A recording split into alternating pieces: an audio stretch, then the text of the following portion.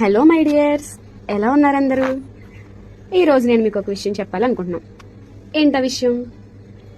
మీరంతా stock market గురించి వినే ఉంటారు. అలానే నేను కూడా విన్నాను.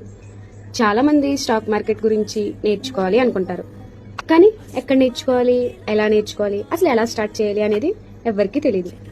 స్టాక్ మార్కెట్ పైన ఒక్కొక్కరికి ఒక్కొక్క రకమైన అభిప్రాయం ఉంటుంది. అసలు నిజమేంటి? నిజం ఏంటంటే ఇది ఒక లీగలైజ్డ్ బిజినెస్. ఇది గవర్నమెంట్ ఆధ్వర్యంలో నడిచే ఒక వ్యవస్థ.